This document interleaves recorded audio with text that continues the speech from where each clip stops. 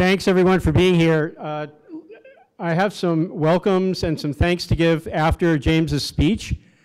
For now, I will introduce my dean, Dave Pike, in just a second. Let me give a recognition and special welcome to our president of our university, Mary Lyons, who's with us.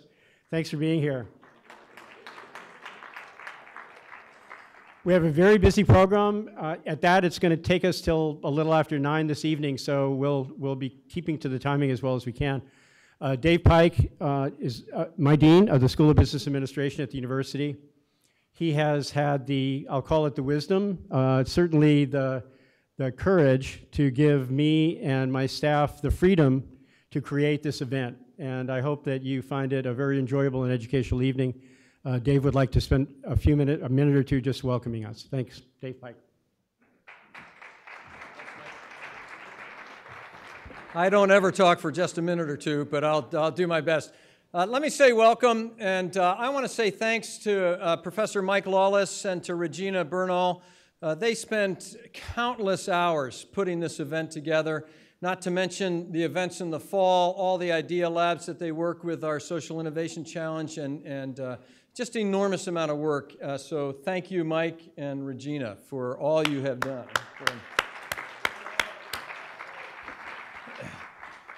I had breakfast with a gentleman from Connect, the organization here in San Diego that works with entrepreneurship, and we came away with about 10 ideas for Mike and Regina, and I promised not to share any of them for several weeks. So I love entrepreneurship. I love getting a paycheck, actually, and so I love cheering on entrepreneurs from my side. There's several reasons I love this. One is that there's so much energy on our campus and in campuses, as you'll hear tonight, from across the border around entrepreneurship. Great ideas and students willing to take a chance and be asked the hard questions. What's right? What's wrong with this idea? Is it going to work? And listen to mentors and faculty and coaches who will really challenge them. And then to watch as a number of them go off, start organizations, and thrive. Maybe you met the Alumnify guys who are out there, and they're really going great. So chat with them. They were big winners last year at this competition. The other reason I love entrepreneurship is just as an educator. When students have to talk about a real business plan, they have to talk to people who are going to ask them questions about marketing and pro forma financial statements and delivering on the promise in terms of operations, and they have to bring all that together. It drives them out of silos, because we tend to teach and people tend to think, I'm in marketing, I'm in operations, I'm in finance or accounting, and that's not the way the world is. And so students who are here tonight presenting and the many hundreds who are participating along the way and aren't up here on the platform tonight had the experience of having to take knowledge from all these different areas and bring it together into a coherent plan. From my perspective, that's phenomenal education. Whether you win money or not, whether you even start a business or not, that is just great business education. So this is a wonderful event. You are going to have fun, and it's going to be a blast to listen to great ideas and great presentations and then sort of feel the tension as it happens. So I'm going to turn the mic back over to Mike, and he's going to introduce our guest speaker, whose name is not Mike. So.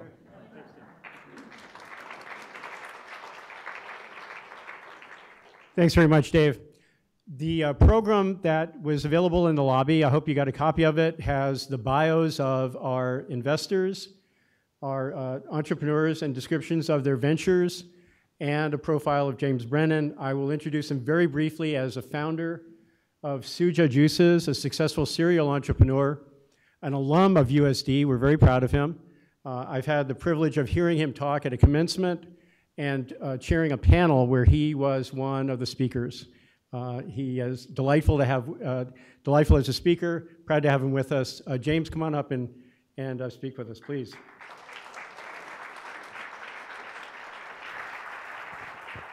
Can you guys hear me? Good. Yep, you're on. Great. Yeah, I'm just going to stand out here. So I'd like to start by thanking Dean Pike and Mike for inviting me here to talk about one of my favorite topics, entrepreneurship. Before I get going, I would like to personally thank Dr. Lyons. She's been an incredible staple of this community for the past decade. I remember meeting her at a basketball game. She sat right in front of me, and we had an instant bond. And I think when history's written, I think people will look back on her tenure here, and they'll say she was likely the best president we've ever had. So I'd like to give her.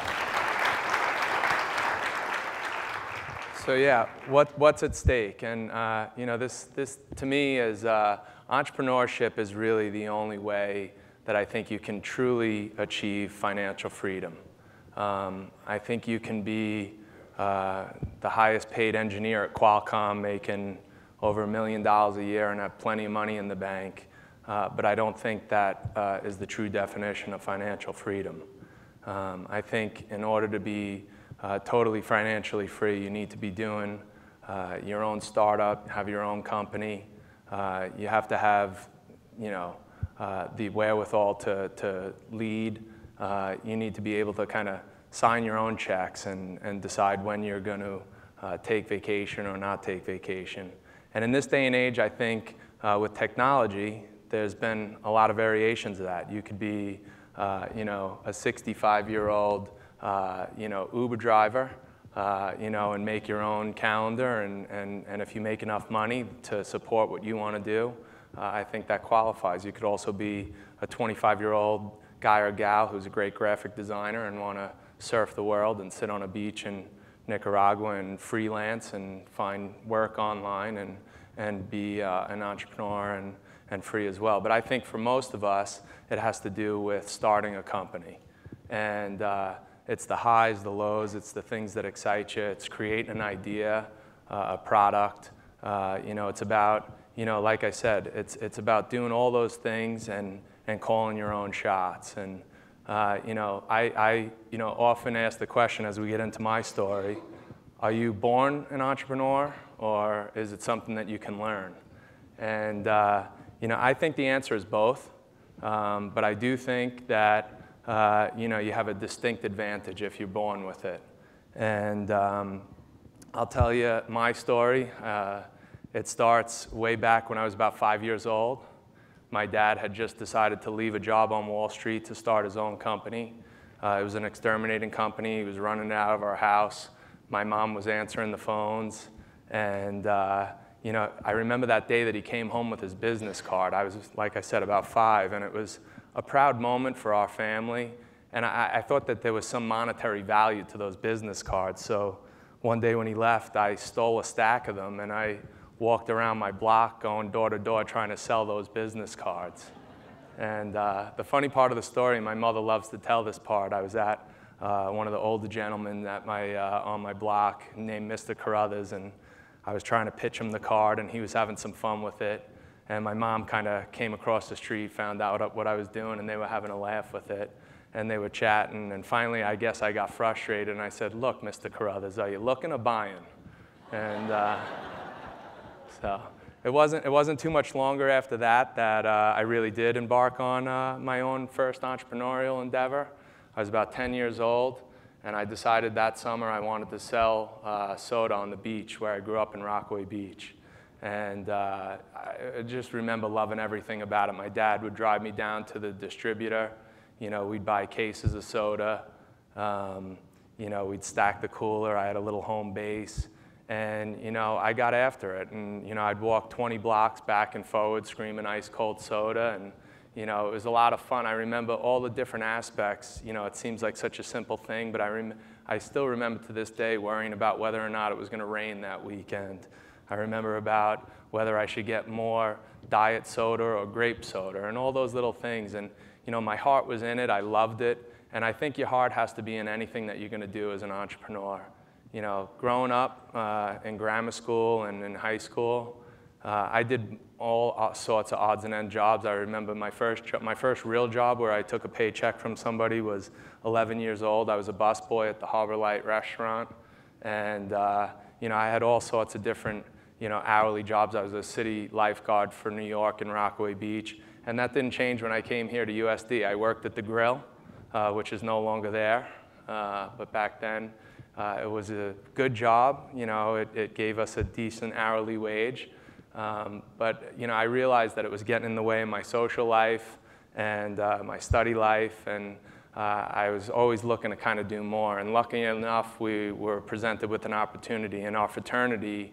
Every 2 years, the graduating seniors that owned a company called Alcala Sportswear, which was a silkscreen and embroidery company, sold it to 2 guys in the fraternity coming up. So my roommate and I bought the company. We had 3 simple goals. We wanted to make some pocket cash so we didn't have to work any hourly jobs and be able to have more fun on our own time. We wanted to learn as much as we could. And last and most important, when we sold the company in 2 years, we wanted to sell it for more than we bought it for. And we achieved all those goals, and it was a lot of fun. You know, we expanded the business into some small local businesses that we made shirts and hats for, mostly sororities and fraternities. It was a great time. But the one thing that when we went to sell the company, we had a little extra money in the bank account. We decided to treat ourselves to a trip to Maui to learn how to scuba dive, and we got scuba certified. So I guess the lesson there was to, you know, take time, smell the roses, reward yourself when you do have these small wins and successes. But then I graduated. Professor Rivetti, who was one of my teachers at the time, who I had a great relationship with, got me a wife with his wife's at the time's company. She was running a marketing department. And it was a corporate job. I was a little nervous. It was my first job out of school. The thing that was really terrible about it was that we had a period of time that we had to wait before they were moving the office to San Diego. And it was a timeshare company that was based up in Lake Arrowhead. So every Monday morning, I was up at 5 a.m. to drive to Lake Arrowhead. I'd stay up there all week, and then I'd sit through traffic on Fridays. And you know, I think that drive probably was you know, the push across the finish line that kind of made me think for once and for all that I just wasn't really meant for corporate America. You know, I wanted to work for myself, and that was the last job that I ever had that anybody ever paid me other than myself. So, you know, I was provided an opportunity with a friend of mine. He asked me to invest in a mortgage company that he was getting going on. I didn't know how to do loans. I knew nothing about it. He wanted to produce an infomercial, and which was kind of cutting-edge advertising at the time in that world.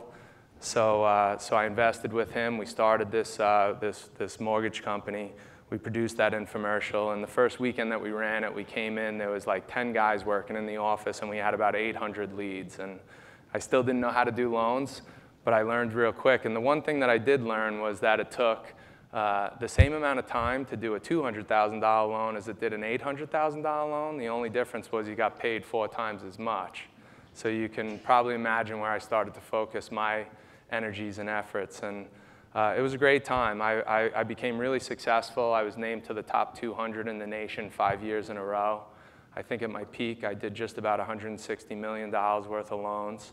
But in 2003, when rates were still at historic lows, you know, I was bored with it. The challenge wasn't there, and I really wanted to do something more. And I saw a few of my friends in real estate who were doing some great real estate development deals, and I figured I'd take a try at it. So over the course of the next few years, I did six deals. It was my first time that I was ever going out and sitting down with investors and pitching them my idea and putting private placements together and raising money.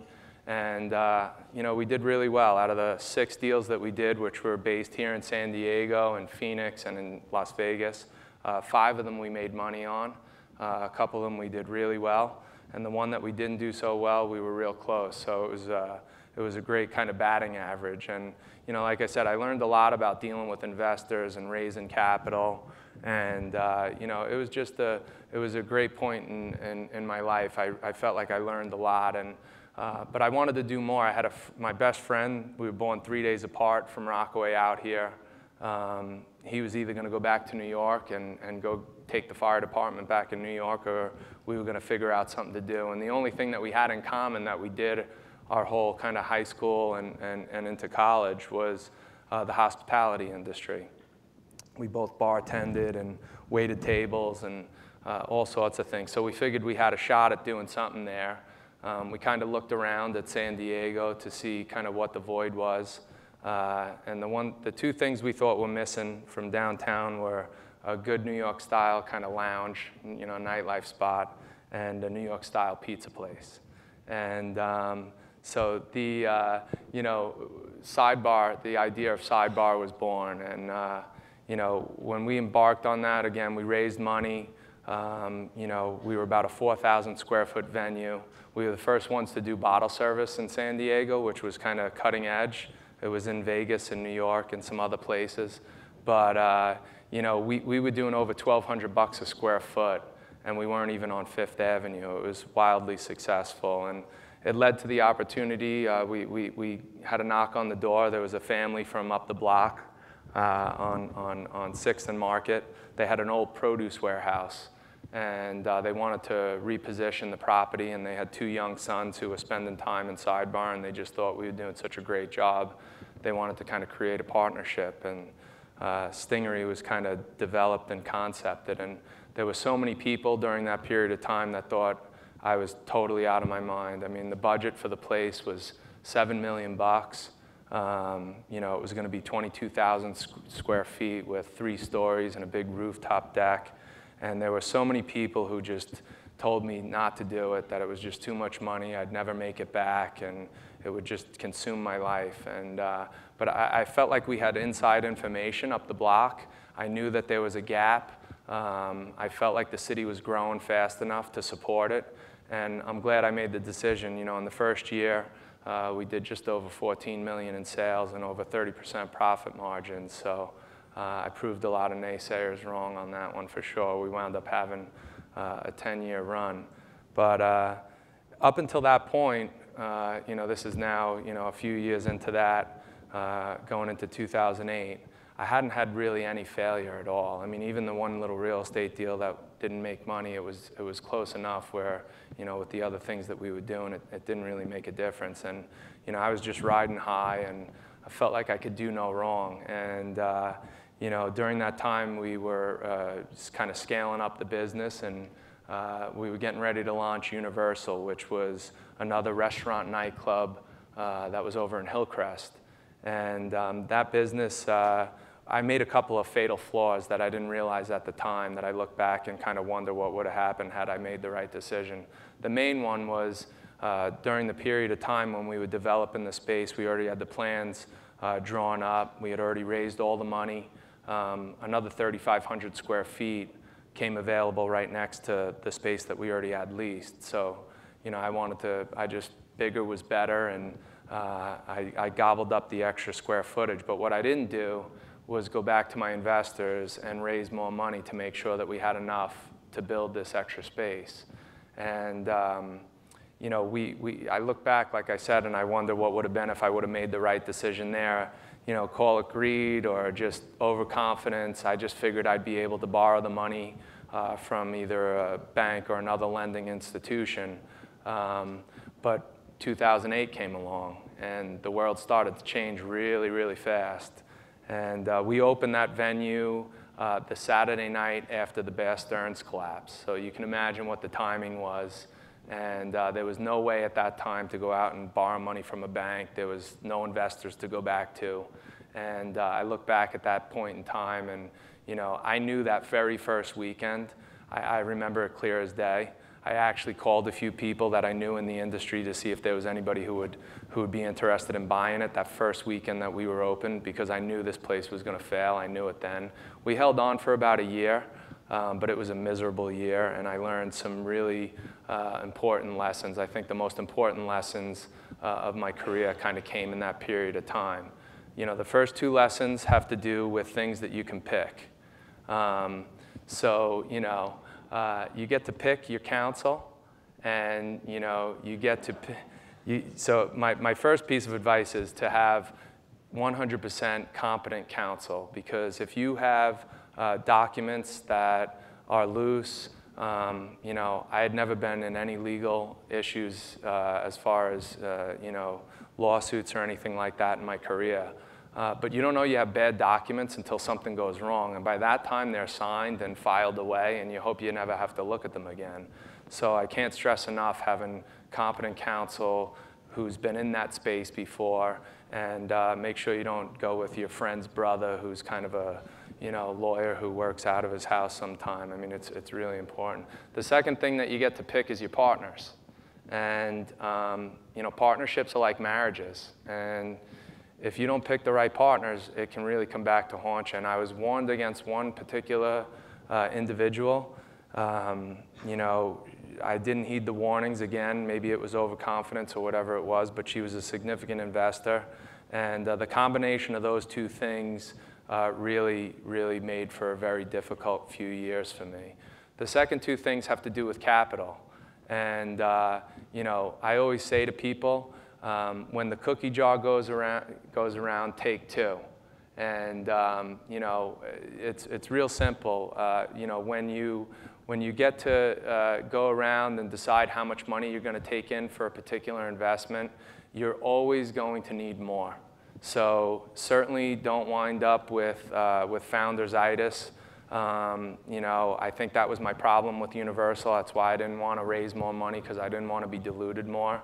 But always make sure you've got enough capital, and then even add some to that. The next one, and the last of the four that I learned during that period of time was, people say cash is king. Well, if cash is king, cash flow is king of the universe. And we had built a great business in Stingery, and luckily it was a cash cow that we had created there. Had it not been for Stingery, I can tell you for certain I would have lost all my businesses for sure. And I would almost make a bet on the fact that I would have personally gone bankrupt. But because I had Stingery and the cash flow that it was producing, it gave me the ammunition that I needed to kind of fight through and fight the war that I was in. I can't stress enough, cash flow is something to really respect and make sure that you can focus on. But to kind of get back to happier times, they say it's not how many times you fall, it's how many times you get back up. And my confidence was certainly shaken. We were coming out of, hopefully kind of coming out of the worst crisis of our lifetime. It was 2009 and 2010. I had been talking to my friend Brian Malarkey about an opportunity, about getting together and doing something, and an opportunity presented itself. I got a call about a location downtown in the Gas Lamp. It was right on the corner of 5th and Market, which I would argue is probably the best piece of real estate, for business in all of San Diego. And I wasn't sure if people were going to be willing to take a bet on me again. You're only as good as your last deal, and my last deal was a complete, bomb. So, we got out there and we started to put together the concept. We were able to raise the money, and Seersucker was born. And one of the things that I'm most proud of in Seersucker was, I felt like there was a real void.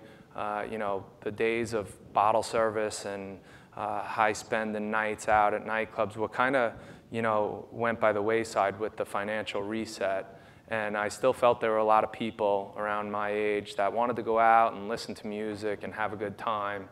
The typical, go to dinner, order an appetizer, have an entree, dessert, and coffee, and go home was not really for me. And, I wanted to put a DJ in the dining room and have DJs playing with great music while you were eating dinner. And, Brian fought me on that, and our designer fought me on that, but I kind of dug in my heels. And to this day, I think it was one of the reasons why the Hakkasan Group was attracted to us, and ultimately wound up being the reason why they decided to buy controlling interest of our company about 1.5 years ago. And it was definitely a pride moment of my career. And to have a world-renowned hospitality group come after us and buy us, it was just a great feather in the cap. But they say to save the best for last. I know most of you guys have heard about Suja. That's a billboard in Times Square, which obviously, being a kid who went to high school in New York City, was certainly a proud moment. Suja is one of those great American stories. It's not over yet, and we're certainly in the middle of it. But my wife and a bunch of friends were drinking this juice in a glass jar from a young guy who was making it in his kitchen in La Jolla. And she was pregnant with our fourth, and she was excited about the juice. And one day I had walked by the kitchen counter and I saw a check made out to Eric's name. And I looked at it, I said, is that for the whole month? She goes, oh no, that's this week. I said, how much are these things? And she said, they're $11. And I said, and there's no Grey Goose in them? Yeah. And, so, I don't know, most of you probably don't know if you're students, but for those that aren't, never to argue with a pregnant woman. So, yeah, she got me to try the juice, and I did a cleanse with Eric, and he kept me on this juice regimen. And I started to see some real serious differences in my own personal health. I'm normally a guy who has extremely dry skin and dry hair, and I started to see changes there, which I appreciated. I was definitely way more hydrated. My coffee intake went from 6 cups a day to 3 cups a day, and all these different things. But the real one was, as Brielle and Finn, who are here, would come home from grammar school with some sort of flu or something, I was always number 2. I'd be sick right when they came home with it. And that winter, I didn't get sick once. And I just knew it was because I was drinking those juices. And, I was definitely hooked on them. I became kind of addicted to the routine. I'd go into work with my shoulder bag cooler with, 5 or 6 juices. And, finally, after watching Eric and turning him on to a bunch of different friends who were inundating him with orders, he was kind of losing his mind. He was producing juice at 3 in the morning, dropping it off, and just a mess. He wasn't surfing, wasn't doing yoga, the things that he cared about. And I finally said to him, Eric, I don't know what you want to do with this, but if you're interested, I think you have something here. Let's explore it as a partnership. And he went about another month going at it on his own, and finally came back to me and said, what do you have in mind? And I said, I only have 3 deal killers. I said, number 1, I hate your name and I hate the branding. We have to change it. I said, number 2, I want to bring my friend Jeff Church, who was a great friend of mine, a YPO mate, and a logistics maniac and CPA. I want to bring him on. He had some, beverage experience with a water that he did as a philanthropic endeavor. And I said, 2 or 3 votes wins on anything we can't decide on. And he was ready to go for it. Jeff, we pitched it to, and he came on board. That was about 3 years ago this month. And a lot's happened in those 3 years. We very quickly got to trying to put together the branding. I remember the day that Eric called me. We were trying to name this company for probably the better part of 6 weeks. We had a meeting coming up with Whole Foods in July. We were now towards the end of May, and we needed a logo and everything else. He called me from Whole Foods and said, I got it. I said, what are you talking about? He said, I just met this girl. Her name was Suja. And I asked her what her name was, and it meant long, beautiful life in ancient Sanskrit, and that was it. We had the name. And we quickly put the branding together. We got that meeting with Whole Foods that July. They very quickly fell in love with us and said, how quickly can you get on the shelves? We really didn't have any idea, but we told them September. At this point in time, we went from making the juice in Eric's kitchen to the rooftop at Stingery. When we were making it up there, I had a kitchen that we weren't using up there that we turned into his little facility. And we had to be inspected by the FDA and Whole Foods, so they had to come to Stingery. I remember it was a Monday that they were coming, and Saturday night we had over 2,000 people in the place. So anyway, we had a great relationship with Whole Foods. We got going on building our facility in Miramar, and I remember the week that we had a 5,000 production week. And we just thought it was amazing. That was in the beginning when we were doing it. By the end of that first year, we had produced 117,000 bottles in 1 week. We were outgrowing our facility, and I just found out today this will be the first week we break 700,000 bottles this week. And we're in over 13,000 supermarkets and grocery stores around the country. We're in every Whole Foods, every Target. And again, like I said, the story's not over. There's still a lot to be done, but it's been an amazing ride. And I think the one lesson that came out of Sujo for sure was especially every entrepreneur, you have to trust your instincts. I just knew this kid had something special, and I wanted to give it a go and help him build something significant. But I think the last piece of advice I'd like to end on, which will kill two birds with one stone. Everybody's always asking me what's next, and the other piece of advice that I'll leave you with is to listen to the universe around you. But these are a couple of the companies that we have in our office right now that we're working on. Dizzle, the middle one, Will Caldwell's here. He was a finalist last year. We wound up putting some money into his idea and having a great group effort and a lot of fun with him. Original Grain is a watch company of two young kids in San Diego that we wound up funding. But listening to the universe around you was really about Kopari, and I'll end on this quick story. Within a 1-week period, my wife and I were back in New York. We got told by a friend of ours about this health and beauty line, hair and skincare line that she wanted to create around coconut oil. And I listened to her. She was a USD student who had graduated and had already gone on. And I didn't know anything about coconut oil. I knew about coconut water. I didn't know about coconut oil. But it sounded like an interesting idea, and I told her if she needed help, I'd put her in touch with some branding people or whatever, and didn't think much more of it. I had to fly back to California on Monday. I got here Monday, and Tuesday morning I got a call from my friend Gigi Goldman. Gigi and her husband Bryce, who's one of my best friends, we all went. We've known each other since orientation week here. That was in 1992.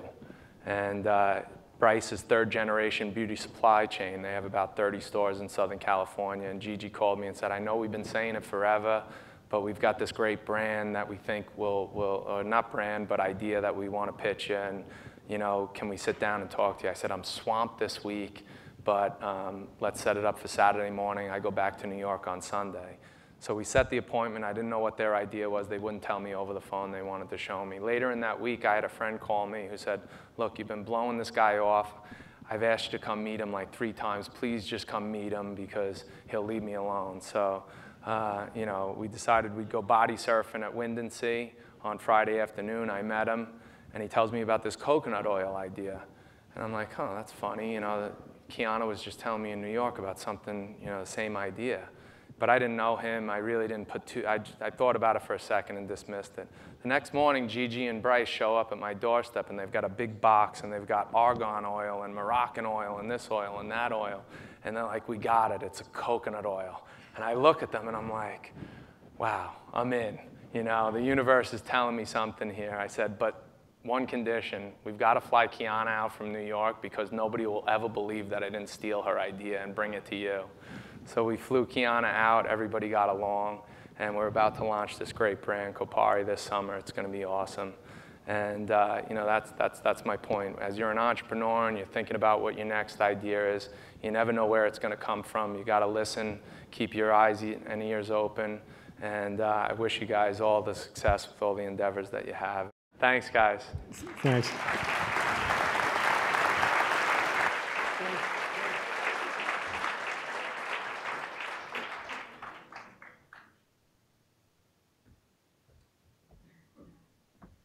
So don't tell our entrepreneurs this, but the $100,000 total that's at stake this evening is only secondary to our real purpose, which is to teach, to educate, and to inspire. And I think James did a great job on all those counts. So thanks very much, James. We're going to get on with the program. I've got a couple of people who I want to thank or recognize and then make an introduction to you. Jeffrey Adler and Amy from D-Lush provided you the drinks out in the plaza before things started. They've been longtime partners with us in the entrepreneurship program at USD. Thanks so much, Jeffrey and Amy. Also, Jeff Dre, who is the president of Tech Coast Angels and was one of the investors who did the first round of evaluations, in which, very fortunately, we went from 55 entrants, and you saw a number of them, great businesses. We just could not get them all in. 55 to 4 finalists this evening. Jeff was part of that group that did that evaluation, so thanks very much, Jeff. I have another partner who I'd like to introduce and ask to make a couple of remarks to you. Last year, we started a binational track, recognizing that Mexico, I think, is on the brink of a whole new wave of entrepreneurship and investing. The traditional model in Mexico has always been, if you start a business, it's an offshoot of a family business, financed by family members. They're just now starting to recognize the value of angel investing, arm's length investing, and of starting your own business with your own idea. We're partnered with the City of Tijuana, and the Director of Economic Development, Javier Peniche, is with us this evening, and I'd like him to come up and make a few remarks.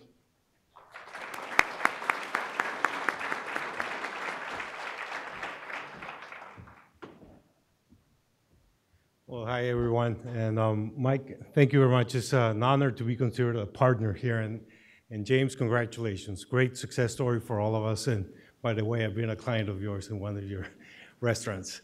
But anyways, we're very excited as a city to have this opportunity to bring our kids, to be exposed to the new trends, to be part of this great initiative that USD. Thank you, Mike, again, and of course, Regina, where is she, that running engine that USD has, and the team from the City of Tijuana, and all the partners that collaborate in this great network that we like to make it a binational network, a binational ecosystem that I've learned is not an ecosystem, a network. But anyways, I'll be very brief. The important guys are the guys that are gonna do their pitch.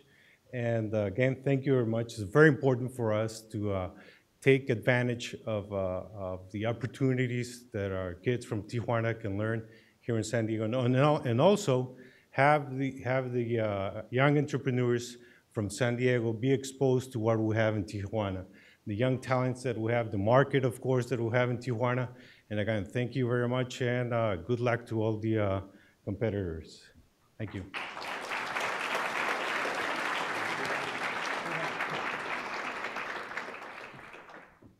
Thanks, Javier. So I'm going to introduce the angel investors who will evaluate the pitches and allocate the prize fund. This is not a tournament. They are going to make investment decisions as if they were investing a fund, even though it's non-dilutive. This is free money for the entrepreneurs. But it is allocated according to the judgment of the angel investors. So there's not first, second, and third place. There is a fixed amount, $50,000 on each side. And these guys are stars. I will refer you to their bios in the program and simply introduce them by names and ask you to welcome them as they come up. On the USD side, our angel investors who will be seated on the opposite side from me are Michael Anderson. Michael, come on up.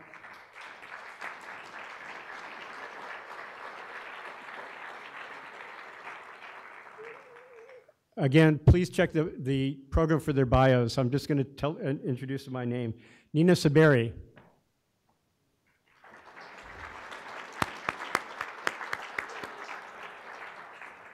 Naveed Alapur.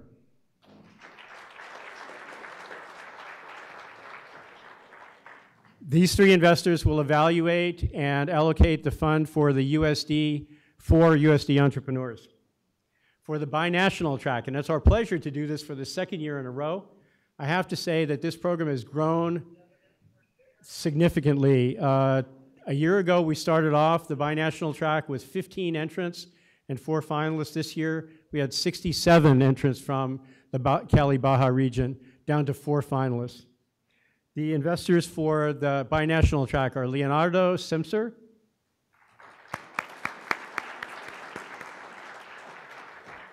Ramon Toledo,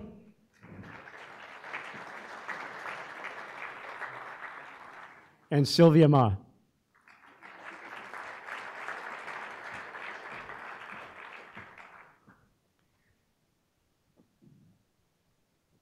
As they're seated, I'll remind you that the program involves the 4 pitches from the USD students. They have 7 minutes each.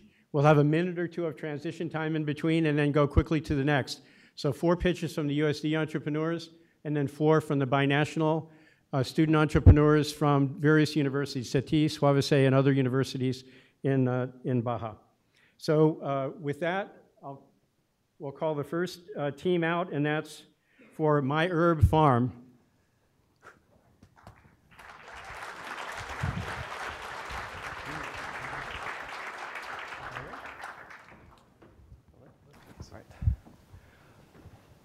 Hello, everyone. We would like to introduce you to My Herb Farm. We're an online and walk-in compounding pharmacy that provides a technical solution to help grow the Chinese market in the booming complementary alternative medicine industry. My name is David Vesey. I'm an experienced software developer with a bachelor's in computer science, and I'm currently pursuing my master's degree in healthcare informatics here at USD. Ramtin Dakota, my longtime friend and business partner, is a licensed practitioner with a bachelor's in business from the University of Washington and a master's of science in Chinese herbal medicine from PCOM. We bring together ancient knowledge and modern technology to disrupt the market and create change. We provide practitioners with a service using innovative technology that no one has created before. Our software provides assistance in every step of writing a prescription, and with our software, we help doctors be profitable while doing so. Our product is a high-quality herb that comes directly from China, and we help create uniquely tailored, personalized medicine formulas to address all the patient's needs. Thank you. Ladies and gentlemen, thank you so much for being here tonight. It's a privilege to be here. I'd like to start off by talking about my experience as a business plan consultant over the last few years as I put myself through medical school. From idea generation to research and execution, writing a business plan is like putting together a gigantic, big puzzle. And what I noticed of the successful business plans was that they were the ones, well, for the most part, 90% of that puzzle was complete. For the businesses that did really, really well, and for the ones that I saw succeed, they were able to piece together that last 10%. The critical gaps in logic that they identified and the relevant pieces, those tiny little gaps in logic that they were able to identify made that difference. David and I have been waiting patiently for the last few years and for the right project to come along. And together we've cracked the TCM code. We have solved the puzzle for when it comes to traditional Chinese medicine. Now the demand was really easy to identify. Everybody knows what's going on in the industry when it comes to people being health conscious, the trend towards organic foods, yoga, Pilates, the alternative medicine market, the backlash against big pharma because of the side effects that people are having, and most importantly, the trend towards personalized and customized medicine. So the demand is there. That was more easy to identify. The supply, on the other hand, was more about market readiness and timing. We are currently at the right place at the right time. In 2010, I would not purchase herbs from China. The technology was not there. The regulating bodies were not present, and the products that were coming out of China did not suit the American consumer. 2014, I, as a practitioner, went to China to source herbs for my patients. I visited these facilities. Not only was I convinced about their quality, not only did they meet the quality and the standards that we were looking for, they far surpassed it. China right now has the technology and the regulating bodies to ensure high-quality herbal medicines as an export. So the supply was evident. Now, the demand is clear and the supply is available. The first company to bridge this gap is going to be extremely successful. We at My Herb Farm are at the right place at the right time. And we've bridged that gap by solving 4 critical pieces. It's that last 10% that I was talking about before. We have bridged that by the following. 1, we identified that Chinese medicine is based on formulas, not single herbs. You have to combine these single ingredients to get a desired outcome. This process is extremely difficult. Number 2 was time. We did our research for over 4 years and found out that it took the average practitioner 45 minutes to an hour and 10 minutes to write one of these formulas. It takes expertise and it takes a lot of time. Finally, the third component is profitability. Herbalists and practitioners did not have a platform to become profitable. They did not know how to charge for their expertise. It was actually really unfair when I was going to school watching this happen, because a lot of people were doing this for free. And finally, fulfillment. So all the philanthropists out there who had the knowledge to write a formula and take the time to do so for no money had nowhere to send this formula to get fulfilled, to get high quality, safe herbs for their patients on a timely basis. So how do we address these problems, and what do we do better than others? We built an herbal database and innovative software that guides the practitioner through all aspects of the creation of the prescription writing process. It manages their patients and orders and stores notes about a patient's condition and their reaction to a formula. Using our Formula Finder tool, they get assistance determining which formulas and herbs to prescribe, including suggested dosages. With an option of buying or sending directly to the patient, we make it easy, saving you time and removing the difficulty of formula writing. We went and sourced our herbs directly from China. We make sure we got the highest quality from companies with the best practices and reputation. We offer excellent customer service. We have live support from herbal experts during business hours. All herbs are prepared and compounded by us on site and delivered directly to the patient in a variety of forms. We make sure to prepare the herbs just the way you want and ship it the same day. Our profit margins are exceedingly high compared to our competition. This allows us to keep our prices low, and we can pass those margins on to the practitioners to help them make money. At these prices, savings will also be passed down to the consumer. Now let me walk you through what our software does to get a visual sense of the process.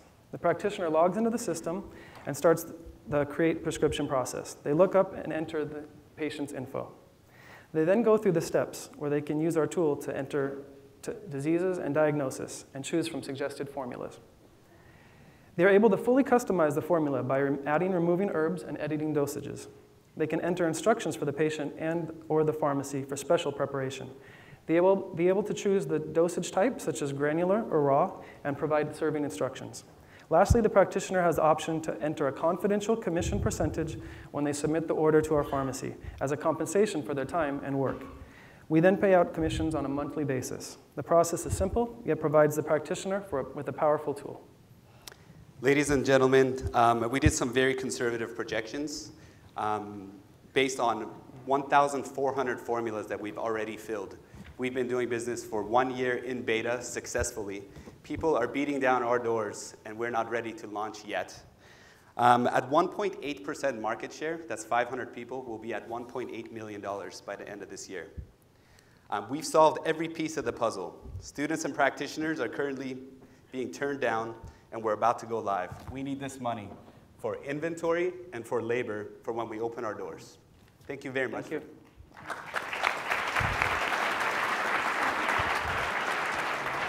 Thanks, guys. Thank you.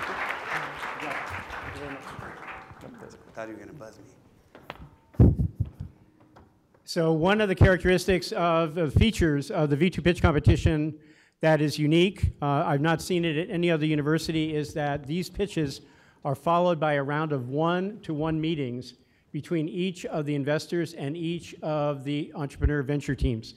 Those will take place as soon as the pitches are done, and that's where you'll get a chance to hear the investors ask questions and sort of kick the tires on these ventures. So there probably are not going to be any questions during the pitches, but lots of questions to follow. The next venture pitch is by Yes Man Watches.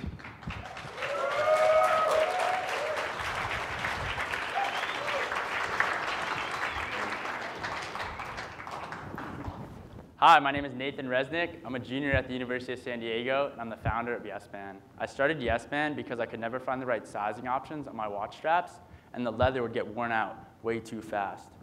I realized that right now, all watches with leather straps have holes in them. This damages the leather and restricts the wearer to a certain number of sizing options. Stop rocking worn out leather watch straps. We've developed a new patent-pending buckle that allows for twice as many sizing options. It keeps the leather on your watch strap fresh. To work it, it's simple. You slide the strap through the buckle, and the buckle catches on a material that's inserted in the strap. We launched Yes Man to empower people to do more with their lives. Last year, my friends and I would be surfing before class or cliff jumping between, and realized everything starts by saying yes. Be a yes man by chasing your dreams and not just thinking about it. We launched in January of 2014 and sold 600 watches last year. In August of last year, we also launched a line of sunglasses because Yes Man is a brand. Our sunglasses are handcrafted with bamboo arms and have polarized lenses.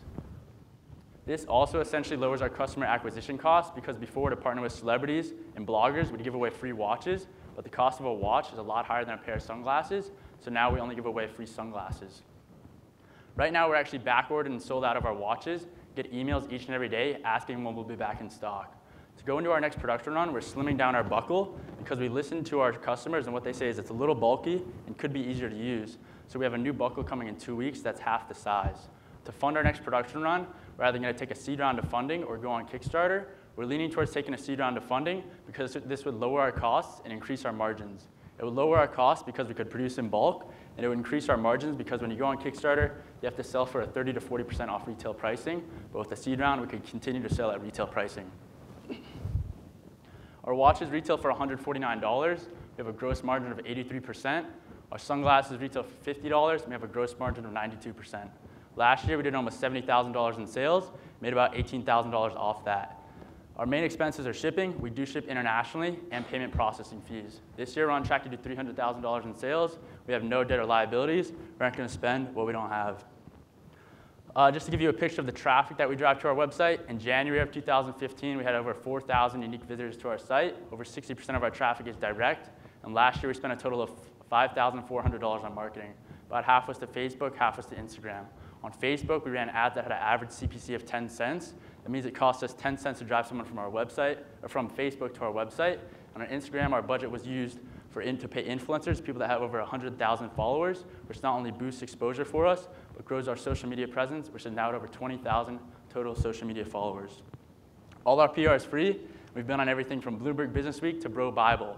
Another really interesting fact about our marketing last year was for every dollar we spent on marketing, we saw a $12 return. Over the course of 10 years, we're looking to raise $1 million.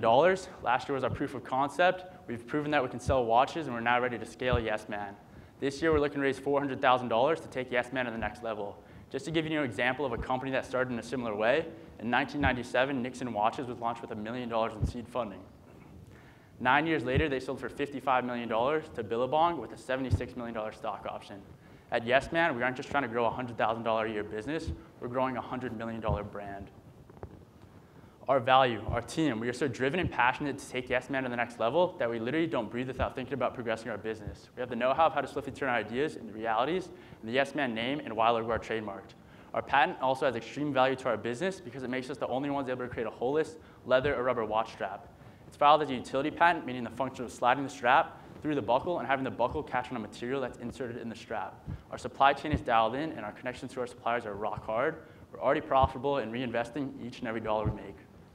Last year, we also had the honor of being ranked the number 28th of the top 50 college startups in America.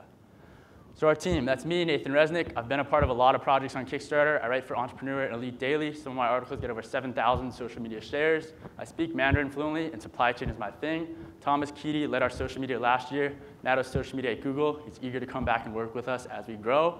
Nate Hosefeld is our growth advisor, founded Mission Belts, went on Shark Tank and partnered with Damon John.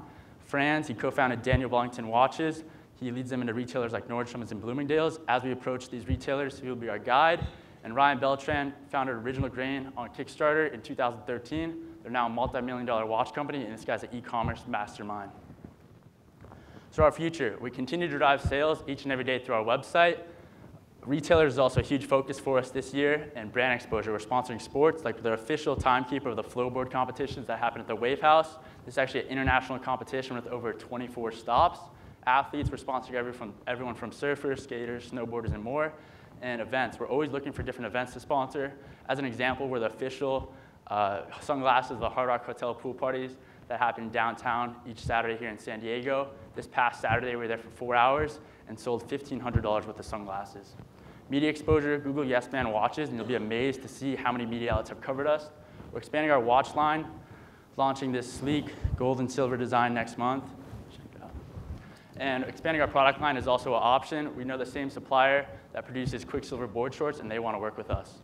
Licensing is also a huge option for us, and within 5 years, we see this patent-pending buckle on every watch strap in the world. Just to give you a picture for the demand, when we first launched, we were featured on Watch You Seek, one of the biggest watch blogs in the world. We were contacted by eGuard Watches. They're a very big watch company, and they said we wanted to license this. We told them not yet. This is our baby, and we want to go to market with it.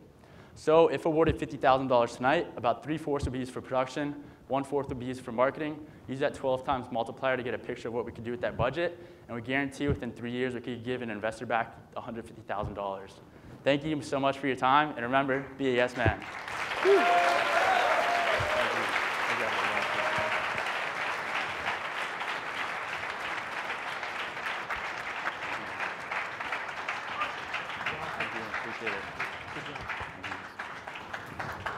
So not bad for a guy who didn't make the finals last year.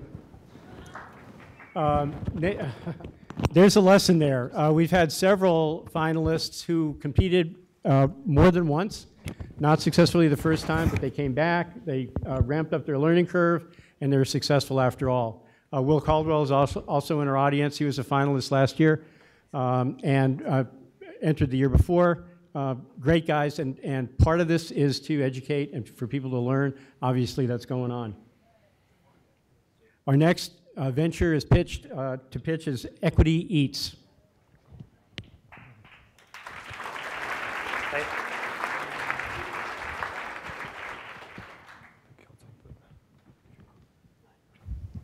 Hey everyone, my name's Raj.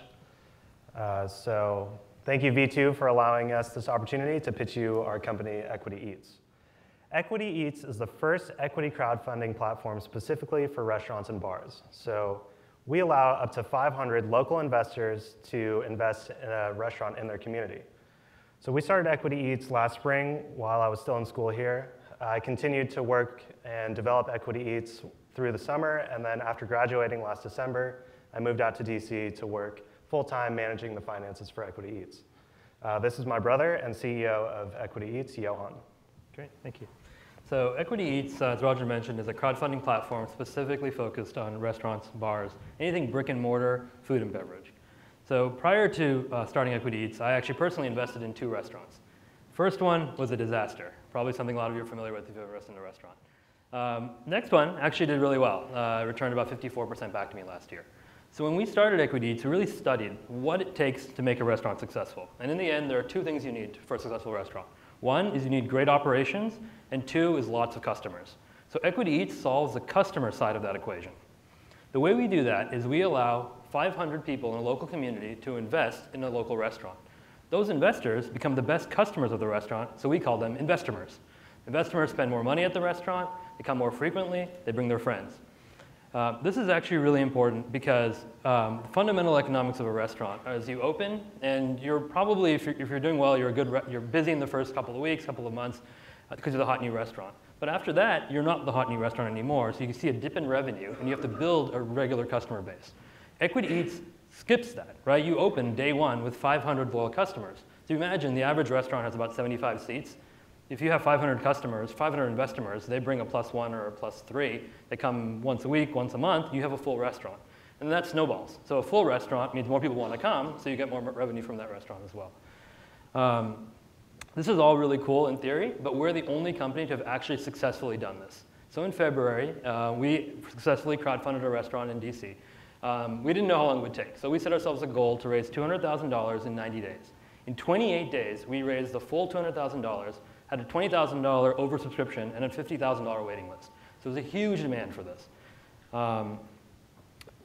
You guys are probably familiar with some of the other crowdfunding platforms out there. Kickstarter is probably the most popular one. So the difference between us and Kickstarter is that we actually allow somebody to buy equity in the restaurant, whereas Kickstarter is more like perks or you prepay for an item. It's really good to raise a small amount of money, right? So there have been 3,000 restaurants that have raised money on Kickstarter, but only 3 have raised more than $100,000. And that's because the economics don't really work. Because to give away enough product to get people to invest or to prepay for that, you then open a restaurant and you have $1 million in food liability, right? So the economics don't work. Then there are other businesses out there like Circle Up, Fundrise, you guys probably heard of those. They allow accredited investors to invest. So this is what really differentiates us from anyone else, is that we use what are called intrastate crowdfunding laws. So that allows anybody who's a resident of a state, regardless of income, to invest in the restaurant. It makes a lot of sense for restaurants, right? Because you want local investors. It doesn't make a lot of sense for commercial real estate because you don't care where your investors are, you just need the capital, right? But for restaurants, it's really important. So there are 13 states that currently support local equity-based crowdfunding. 13 more have laws in the works. California actually has a bill in the state Senate currently, which will allow people to invest into a restaurant or a small business up to $500,000. So we're really excited about that. So we're a platform, right? And there's two sides of it, the supply and a demand side. On the demand side, what we found with our raise that we did, a restaurant called Prequel in DC, is that there was a variety of incomes, a variety of places in the city people lived, ages. But the one thing all of the investors had in common is that they're all foodies, right? Every single one of them loves food.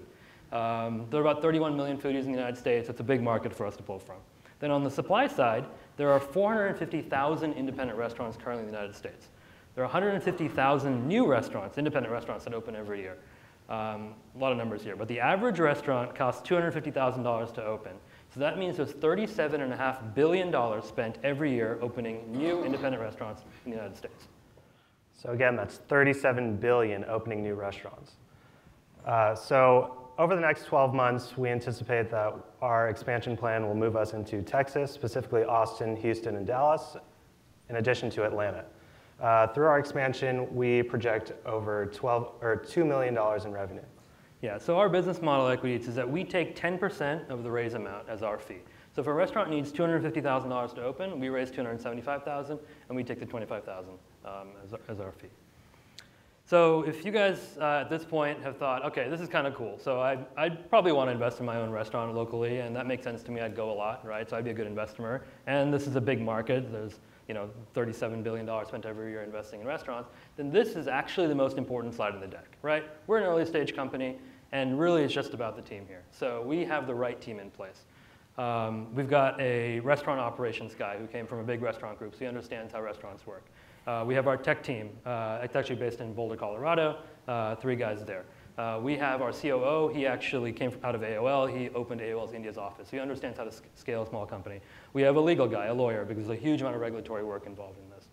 My background is that I went to UCLA, did computer science, NSA paid for my college, and then I ended up doing a startup in Colorado, sold that, really understand how to scale a startup. The one thing that all of us on the team have in common is that we're passionate about food, finance, and technology. And so we wake up every day loving our jobs. We're currently raising a $500,000 round. Our lead investor is David Cohen from Techstars.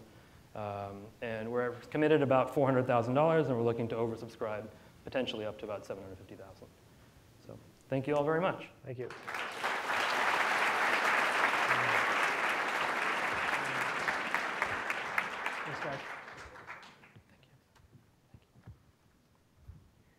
The fourth and final USD pitch is from a venture called Photo Survey. Photo Survey.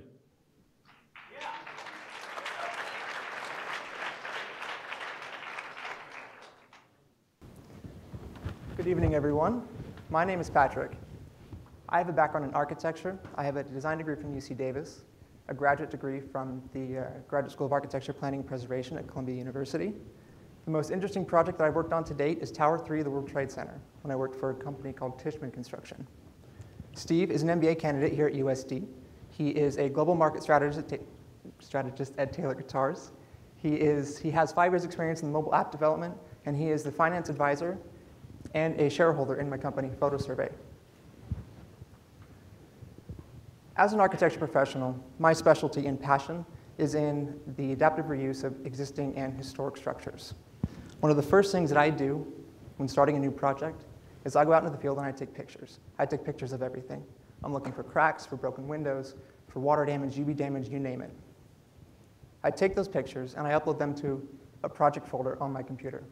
I rename each one so that the name is meaningful. I annotate those photos, and then I share them. One thing you realize when you start this process, often referred to as a job site or a photo survey, is that it's never as simple as just taking a few photos. There are a number of steps that follow that are tedious and time-consuming. Annotating, for example, can take an excruciating amount of time. Imagine doing this, manually adding your notes, positioning your arrows on 200 photos. It's easy to see that it can be very fatiguing and very complicated. This process, this step, along with the others involved in the photo survey process, is done in a particular way only because it's how it's always been done. It's not to say that there isn't a better way to do it. Nobody has suggested an alternative yet. It is, of course, until now. My phone takes higher quality images than my camera does. My phone has a touch screen. It has a microphone. It wouldn't be much of a phone without one. That means that with my phone, I can go out to the field and take pictures. I can add notes to those pictures. I can even record and attach audio messages to the notes that I put on those photos.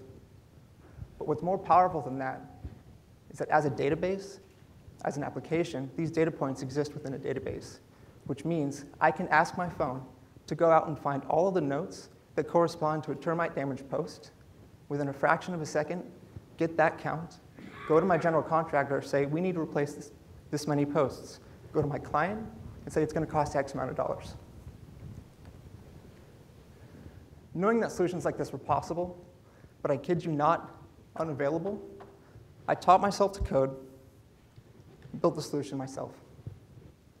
Since September, I have connected with a team of excellent advisors, have convinced an early investor to give us $50,000 that we have since used to contract 2 development teams that are helping us push PhotoSurvey to Apple and web devices. Once we have 3 platforms, Android, Apple, and web, we're going to introduce multi-member surveys, real-time collaboration. What that means is that in the field, I can take my photos of a building, the project manager, my boss, the client, the rest of the team, can, through their devices, view the photos that I'm taking as I am taking them. They can also add flags to those photos, and I can comment on them in real time. This type of information exchange used to take days, if not weeks. But with PhotoSurvey, we can do it in just a few minutes. So the usability, the time savings, and cost savings associated with PhotoSurvey cannot be overstated. That being said, we know that in order to be a sustainable product, be useful, PhotoSurvey has to generate revenue. With a freemium hosting plan, freemium pricing model, and cloud-based photo surveys, it will. So it starts as free, like most freemium models do. Somebody like Patrick goes onto the job site, and he's going to be taking all these photos, and he's going to be able to use this model that he's been using on the Android App Store, where we already have a lot of users who really enjoy using our proof of concept. Before long, they're going to be paying $7 a month in order to have more than one survey. They're going to find out how easy it is, how seamless it is, and their small business is going to want to eventually pay $20 a month once they get past only 20 different surveys. Now, a company like Tishman needs to pay more than $20 a month for something like this, and we are already working on commercial and academic pricing plans as well. But so someone like Patrick is going to end up on the job site as an architect. He's going to be talking to engineers and construction professionals. They're going to find out how seamless and easy this is. It's different than everything else before. So $7 a month for Patrick gets you something that's better than Photoshop. Photoshop doesn't take your photos. Photoshop doesn't share your photos. And it certainly can't be searched to find termite damage. It's a powerful, powerful tool. And people elsewhere in the job site are going to be taking it to their job sites. This sort of collaborative growth model is what we're going to be relying on in our go-to-market strategy. So how many of these users do we need to get to profitability? There are 7 million different AEC professionals in the United States alone. How many of those do we need to get? Surprisingly few. With only 4,800 users paying $7 a month, we can cover those first-year costs. So beyond just people in the AEC space, how many insurance adjusters, real estate agents, or property managers are going to be interested in using a technology like this? There are 43 million different rental properties in the United States alone. Every one of those tenants and landlords is going to be wondering, is that scuff mark on the wall there before I moved in or after I moved in? And with PhotoSurvey, you can lock down those types of photos early on, have both parties sign, and you know ahead of time whether or not they were there.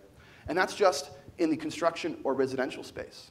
We already have early adopters at General Atomics who are using PhotoSurvey in order to document their experiments and collaborate there. And Brown University on the East Coast are rewriting their curriculum in the art history department so that art professors can use PhotoSurvey's dynamic sharing capability in order to create a much more robust dialogue between art professors and their students.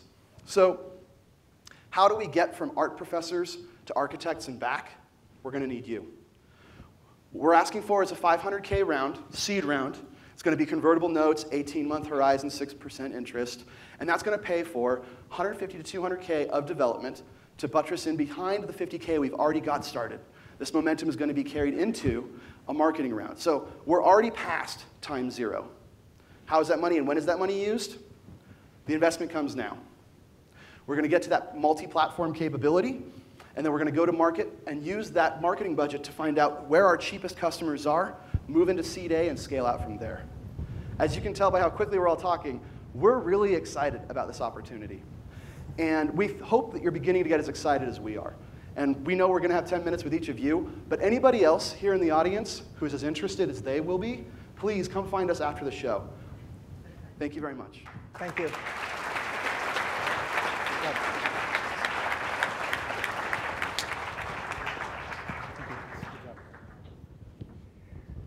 We are done with the USD portion of the pitches. And we're on to the binational pitches. So I'd like you to make sure you give a warm USD welcome to our entrepreneurs from Tijuana and Cali Baja who are about to start presenting. The first, the first of the binational pitches is from Stella. All right, thank you. Hey. Oh, sweet. All right. Through here? All right. Hello, everyone. My name is Nicholas Gonzalez. I'm very happy to be here to present to you guys Stella. I'm going to start off by saying and talking about why I created Stella. There's a global epidemic going on in the world due to the ozone layer being depleted each year more and more. What happens is that more people are now being affected by UV rays, overexposure to UV rays to be exact. Now, this is a big problem. Why? Because 1 in 5 Americans are diagnosed with skin cancer each year. 65,000 people die of melanoma each year. Now, a lot of people might not know, but overexposure to UV rays affects all skin types.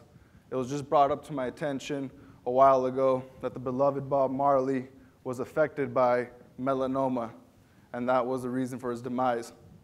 Now, needless to worry, we have now a solution to bring you peace of mind while you're out in the sun. Stella is a very, very simple wearable that is supplemented by an app. Now, all you have to do is go on and set your profile to your skin type, you select your SPF, and then Stella notifies you by vibration and by lighting up its lights. The notifications you get that are sent to you are very simple. You see the lights flash, and it tells you when you should reapply SPF, what SPF to reapply, and when to seek shade. And it's all done with a specific algorithm that's matched to the SPF of your choice, as well as your skin type. If you use Stella properly, you will not have a sunburn anymore. Our competition is Sunfriend and June. These are our two main competitors out there. Now, I'm not going to bash on Sunfriend, but let's be honest, I don't think any of you guys would wear that. June, on the other hand, is a bit more upscale. They did a good job, but here's the problem. June is only a luxury product for women. June is not waterproof. Now, I'm not a super scientist, but I can guarantee you guys that most of the time when you get burnt, it's because you're out having fun in the water, and you need a device that's waterproof. Also, you're not going to be checking your phone every 30 minutes, 1 hour to see, hey, did I get a notification? No. So Stella is a wearable that is also independent. Once you set up your profile, you can go wherever. You can go travel abroad. You don't have to have your mobile phone on and use up all your data. It works by itself. Our market that we're targeting right now is people with skin cancer. 3.5 million people get diagnosed with skin cancer in America. So in the past 3 years, that's over 10 million people. Also, newborns. Why? Because newborns under the age of 10 are not taking responsibility to reapply SPF, to seek shade, but you know what? When you get a little vibration on your, when they get a little vibration on the wrist, or they follow the lights, they know what to do. I don't think they like getting sunburns either. And then 10% of America's workforce works outdoors. And aside from, obviously money, one of their main concerns is overexposure to UV rays. And this affects so many workers, and that's why a lot of these workers sometimes end up getting skin cancer, and sometimes various forms of skin cancer that are very aggressive, such as melanoma. And this can be easily prevented by just wearing a simple wearable that notifies you. Our business model is quite simple. We're going to be selling Stella through an e-commerce site, and then after a few distribution agreements, we will start working with retail stores. Right now, our milestones are to refine the prototype. Once we refine our prototype, and we're almost done with it, we already have a working prototype, but we want to refine it. We want to make it a lot smaller. And then right after that, we're going to start our social media campaign. We're going to start off also by going with Kickstarter. But before we start our Kickstarter campaign, we will start working with the 4 organizations that we selected to work with. We're going to be working with the American Melanoma Foundation that's here in La Jolla with Dr. Mona Mohenfeed. And right after that, we're going to start up our Kickstarter campaign to raise more money for Stella and to kind of market to the world and show them what we're trying to do with Stella. After that, we'll be going to trade shows, and not only to show people and more people, what we're doing, but also to get some letters of intent and close some distribution agreements. The core team is myself and my partner Enrique. We're on the business side of Stella. We're focused on the designing, the marketing, everything that really revolves around the business of Stella. Our CTO Nishant, call him the Swiss Army knife of engineering, because he's great in electrical and mechanical engineering, working in iOS and Android. And then Jesus, he's our new designer. And I can't get, I can't get tired of saying it, but Stella was designed by Jesus.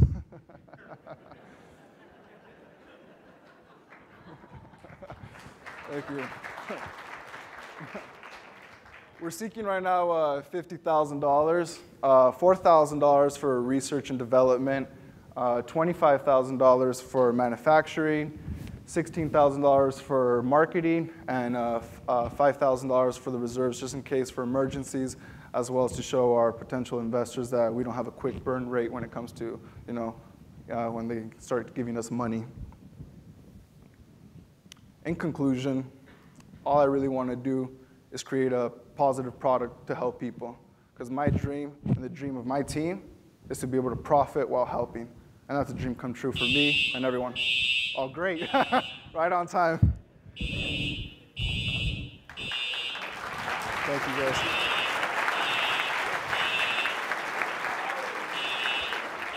Thanks, everyone, for finding your seats quickly. We're only 5 minutes behind our timeline, so we didn't suffer too much at all from that little emergency. I promise you an exciting evening. That's not what I had planned. That was not scripted. Our next pitch, binational pitch, is from Brecher.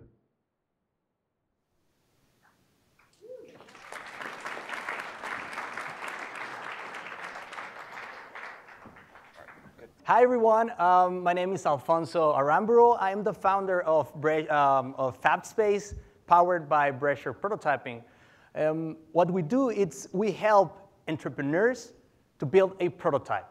We take an idea to the reality. So the entrepreneur doesn't know what to do with their idea. They doesn't know where to start, where to begin.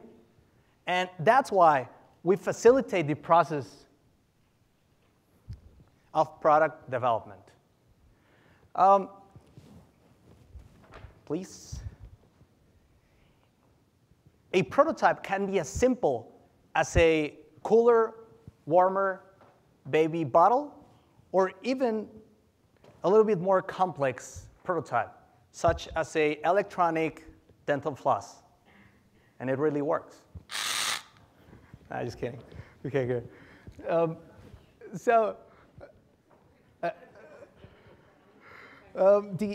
Actually, everything started because this product, it's, well, actually we have developed it from a customer in France.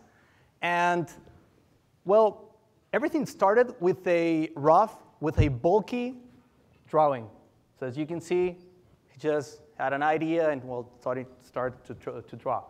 So through all the phases, it ended in a final product, as you can see right there on the slide. Yes, we do have a lot of competition, but we're looking, and we are seeing that and looking at it as a, well, as a great thing because the market is already validated. So we are 20% cheaper, even more cost-effective than any other prototyping company. We also are 50% faster than all of them. While other companies, they focus only on one specialty, we are mechatronic engineers. So we are, as a mechatronic engineer, we are a one-stop solution for product development, for prototyping. And last but not least, we deliver fully manufacturable, sellable, as well as marketable products. The products we have developed, they have been used by companies like that ones, and it's a little bit funny because some of our customers, well, 80% of them, they're right here in the US. And so the manufacturing company or the development company is down there in Mexico. Our business model, it is pretty simple. The customer comes through our website. We get connected. Afterwards, we know what they require, not just what they are asking for. They pay. And after a product development process from 8 to 12 weeks, they get the idea made true. So if we had $100,000, we will be able to help 200 entrepreneurs, and in the third year, we will have $1 million income. About the team, she's Lita. She's my wife. She quit, well, actually, she stopped working full-time. She now works part-time, helping us in the company. She has more than 10 years, well, as an educator experience. Also, USD alumni from right here, so she knows pretty well the campus. I didn't. There is Victor Diaz. He has more than 5 years experience in product development. He has also worked abroad. And my brother right there is Edwin. So I introduce you to him. He is well, he does marketing. And me, that I have a master's in, well, focused on e-commerce. And, well, I have worked in companies from Mexico to Germany. And, well, so we as a team, we saw a necessity for product development, for entrepreneurs. So this is why, from Brescher Prototyping, which is the mother company, which is focused a little bit more in the industry. I can show you, because we have already some time. This is a silicon mold that we can like professionalize a prototype. So that will be like the second phase of what we do for entrepreneurs.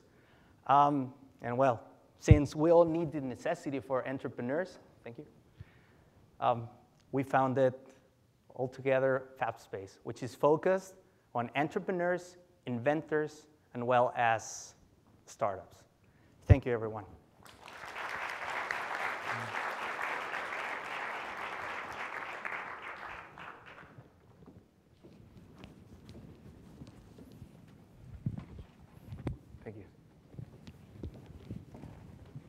Our next presenter is the venture Mocket.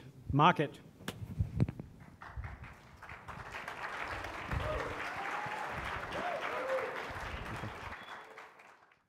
Good evening, everyone. My name is Miguel Lopez, CEO and co-founder of Mocket.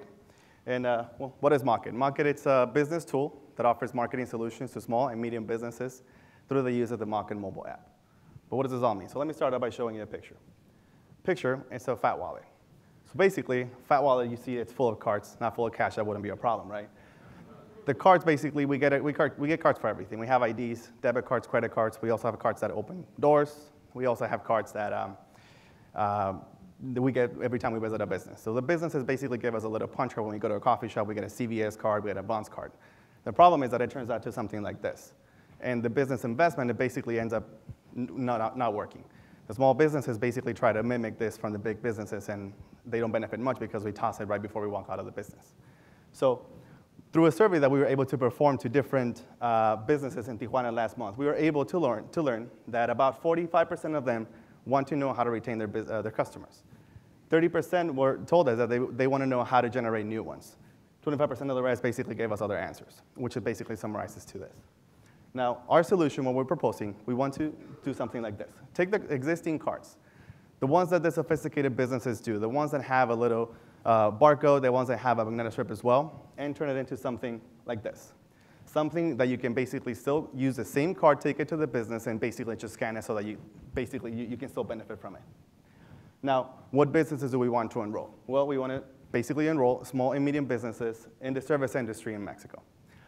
What type of businesses are these? Well, we have drugstores, restaurants, food trucks, coffee shops, car washes, spas, and beauty salons. We want to focus on these because these are the main businesses in the service industry that we want to do. The market size, we have about 1.5 million businesses in the whole country that we want to be able to attend. We have other ones, but they're basically the big ones that have the budgets to create the sophisticated programs. Now, what does a business get? Well, they get customer relationship management. They know who's in their store now, access to mailing lists with the customers that are affiliated to their program.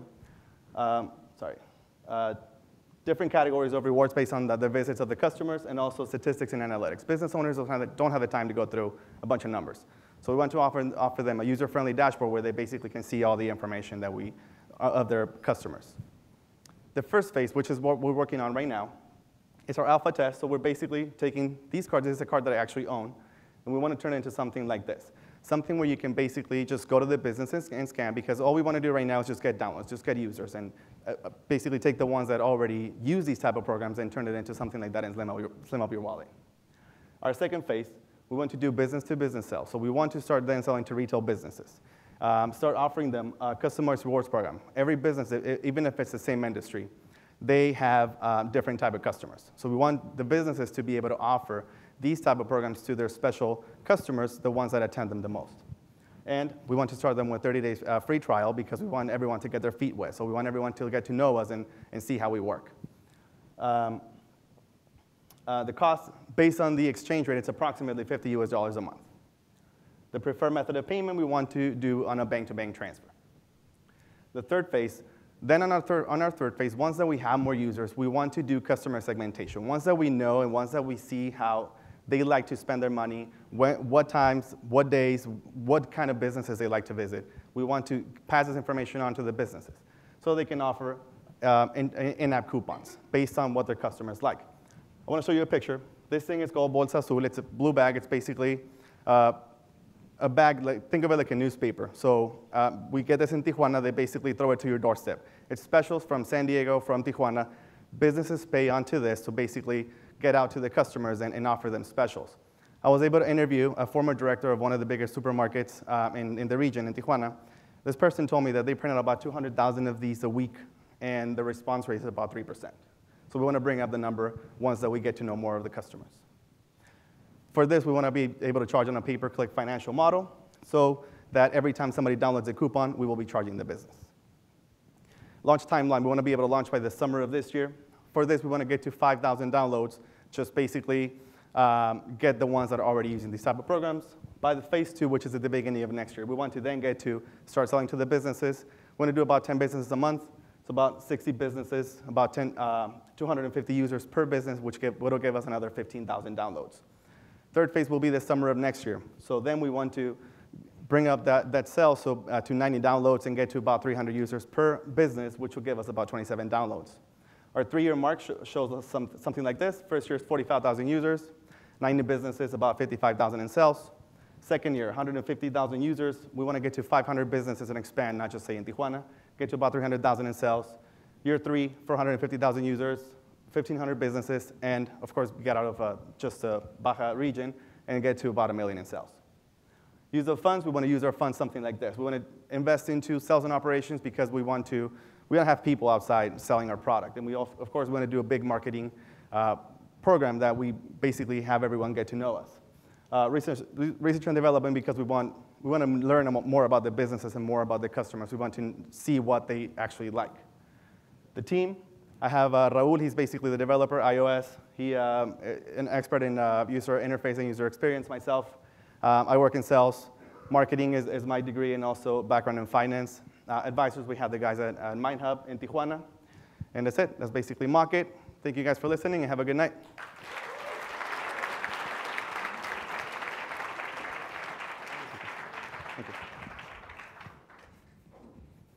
Market, outstanding.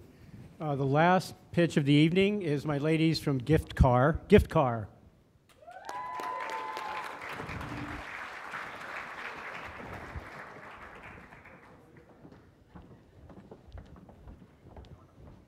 Okay, so he's David. He just realized today is his anniversary with his wife. He's at the office. He doesn't even know what to get him, so he's lost. I'm pretty sure you can all relate to a situation like this. It could be your, I don't know, your son, your brother, your friend. It could be anyone. My name is Laura Davila, and I'm going to talk to you a little bit about this project. We surveyed a group of people, including parents and students, and we realized that the major 3 problems they face when they try to give a present is that they forgot, that they don't have time, or they're far away. So that's why we created Gift Car. We are a mobile application that consists in 4 major steps. The first one is the registration. The second one is a catalog of products where you can select whatever you want to give to that special someone. These products are from local businesses who are trying to get exposure. The third step is the delivery. You're going to tell us how you want it to be delivered, at what time, and when. And the last step is a map, where you're going to drop a pin wherever you want us to deliver the present. We are focused on 2 major market segments. The first one is our young adults, which are not defined by their age, but by their behavior. They have crazy lifestyles, they have hectic schedules, and they embrace and adapt new technologies. The second market is the local businesses, which are our suppliers, because when they get to our application, they will be getting exposure. But what makes us different? Well, here are some examples of the products that we will be delivering.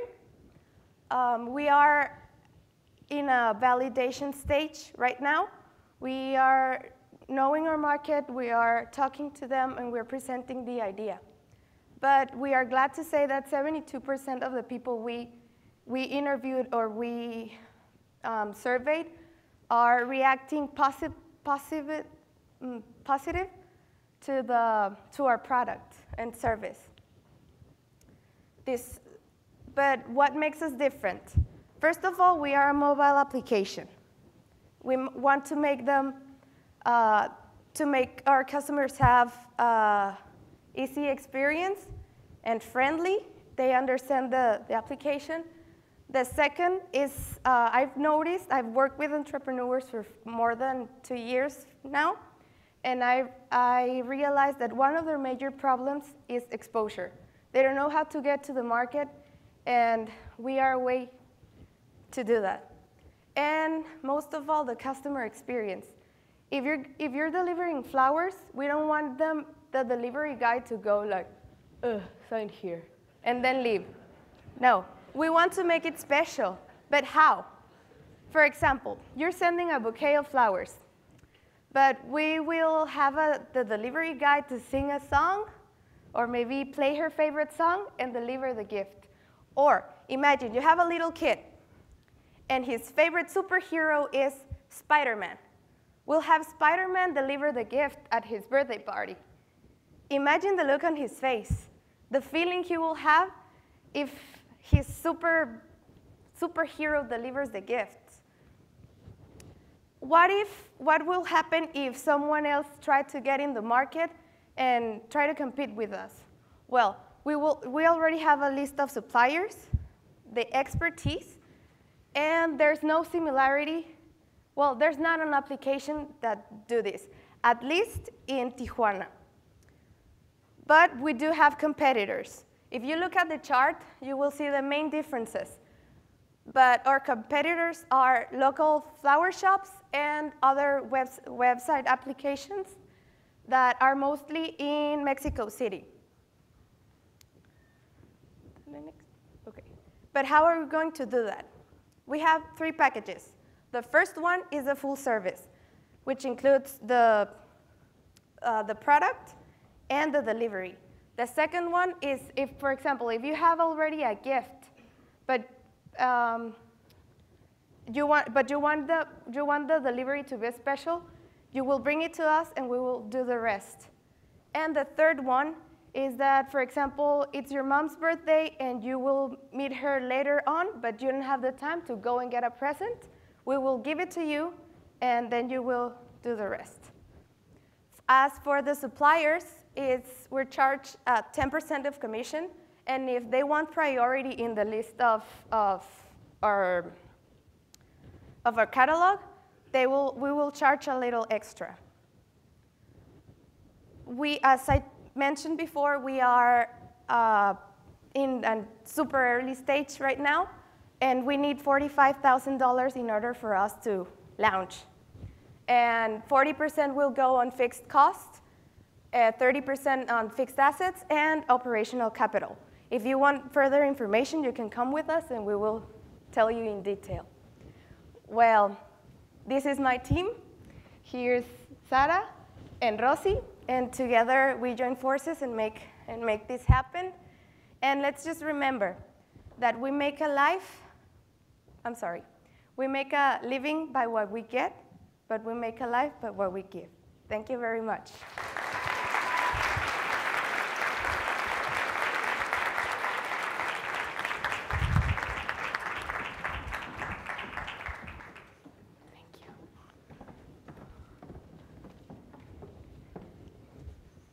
I'm excited. What a great evening. And if you think it's been good, it's going to get even better. First of all, let's just spend a quick second to recognize that the binational folks, these 4 teams, competed from a field of 67 entrants in Tijuana, screened by a panel of judges, and they are the finalists. They've probably gone through a number of hurdles to get here, not the least is crossing the border to be with us tonight. And all of them are presenting in their second language. So let's give them an extra round of applause.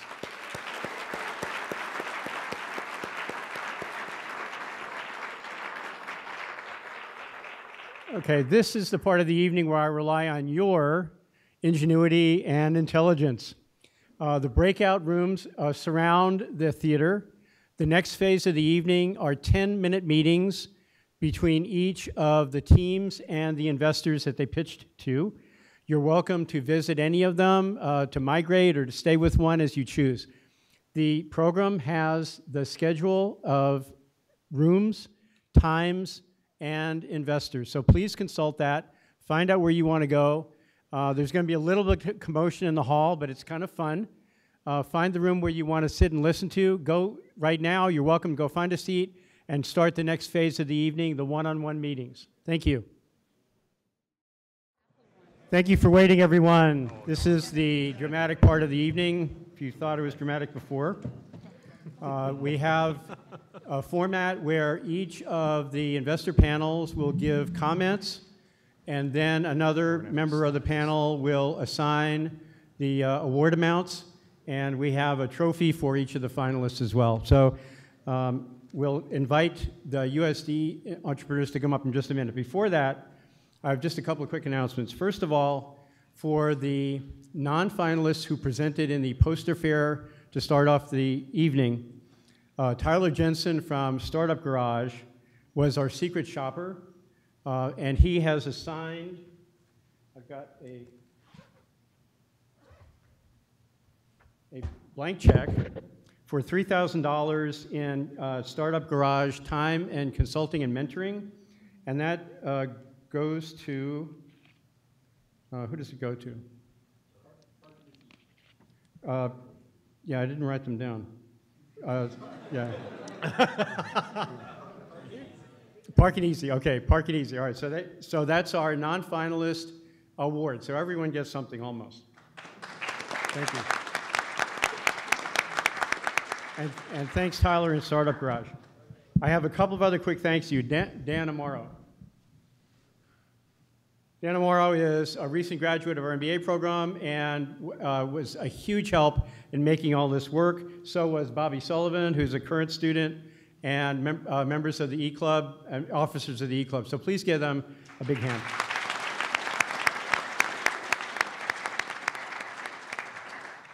And one more. This is my favorite part of the evening. Reine Bernal.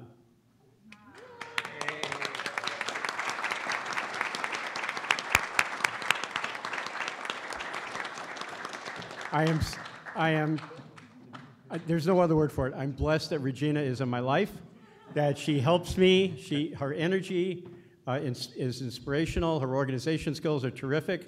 A lot of what we're doing here tonight, in particular, the binational track, but not exclusively, is based on her work. So muchas gracias.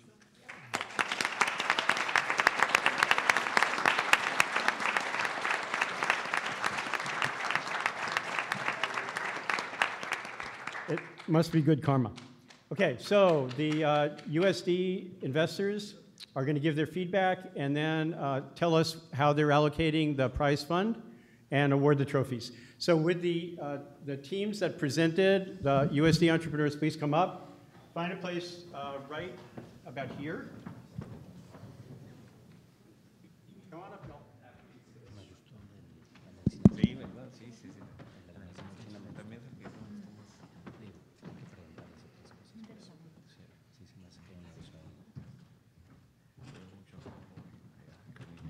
Stand with your peeps. Okay, and Michael, you're going to give the comments. Right. So I'm going to give just a few bullet points of feedback that came from the judges. This will be in no particular order, so we can save the suspense. I'll start with Yes Man Watches. I think first and foremost for the judge panel, we think you did just an incredible job building the company, a brand, a sales, a product with large margins. Even more so, you've built it to a point where it's cash flow positive already. That's outstanding. And you've done it with no external funding. We also thought that was impressive as well. So good entrepreneurial skills. Next would be My Herb Farm. We thought the team had some fantastic domain knowledge, great product market fit, and addressing a very large unmet need. Next, I'll do Equity Eats. We thought the team did a great job answering our questions. You guys were spot on. As far as the market goes, first mover advantage in a market that's just opening up now, and along with that first mover advantage, we felt like you could create some very high barriers to entry. Last is Photo Survey. Again, we thought the team had some strong domain knowledge and experience. We thought it was very attractive that you were automating something today that could be a very manual or cumbersome process. And in addition to that, it was addressing a very clear pain point.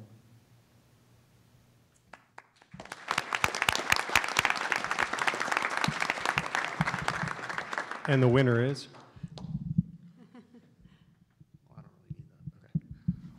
With that, we'd like to call up the photo survey guys. And to the photo survey guys, we are awarding $2,500.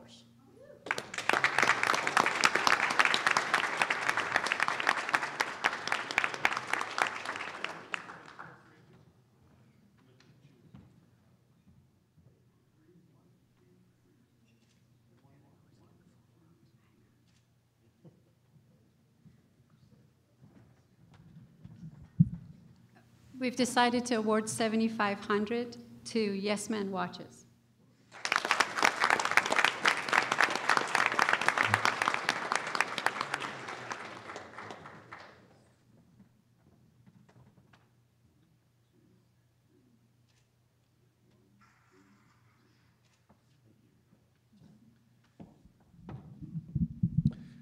Next, we'd like to call up Equity Eats. And to Equity Eats, we'd like to give $20,000. Thank you.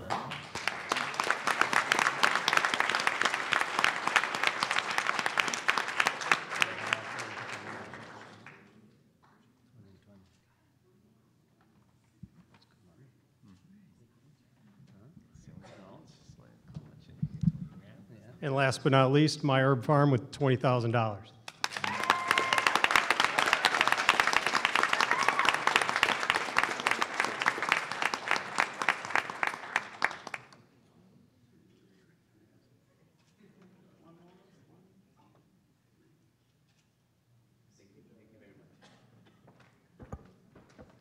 Thanks, guys.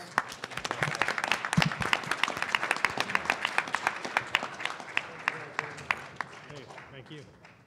Okay, I've been told they turn off the lights at 10, so we're kind of under a time pressure here, but will the binational entrepreneurs please come up?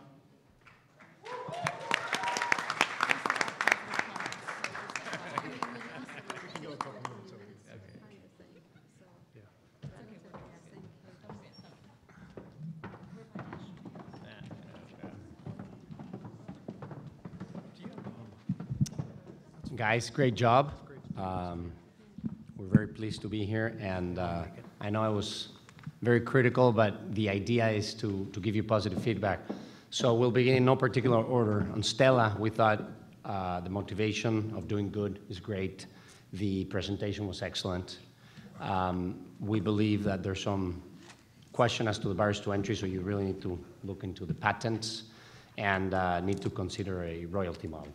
So great job. Gift card, creative idea, a lot of opportunities to partner with a lot of people, businesses, entrepreneurs.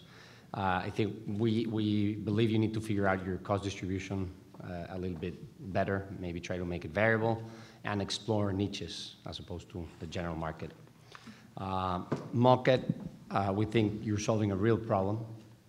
There's a need. We just would like to make sure that you focus on your target market. And last but not least, Fab Space, very good energy and very resourceful. We think you should try to focus the business model a little bit more and make sure that it's scalable. But overall, great job, guys.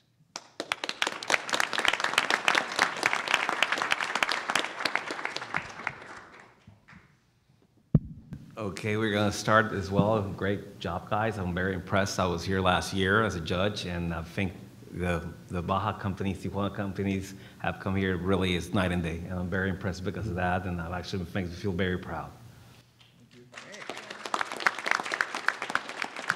So we'll start off with the first one is Stella, and Stella gets the Via Corporativa. They get $10,000 in space.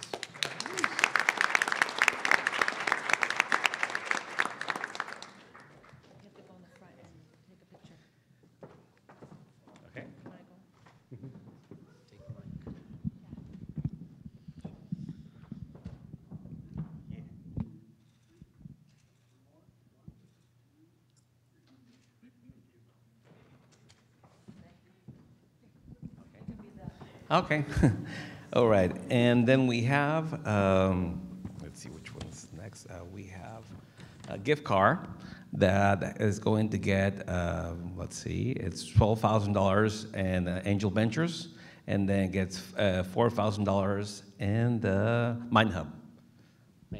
Mentoring. Correct. Muchas felicidades. Felicidades, felicidades. Foto también, okay. Hey,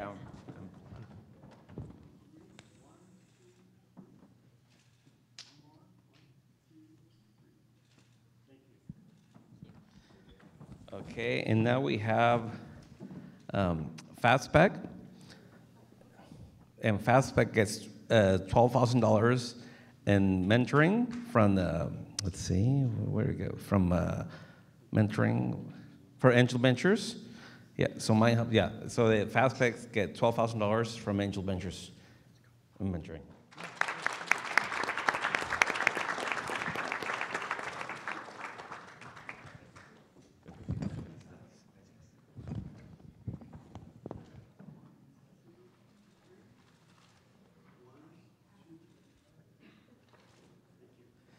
Okay, and last but not least, Market, which gets $7,000 in cash. So, congratulations, guys.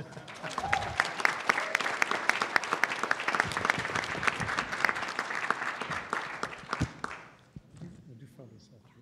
I'm going to let everybody go. I'm going to do photos.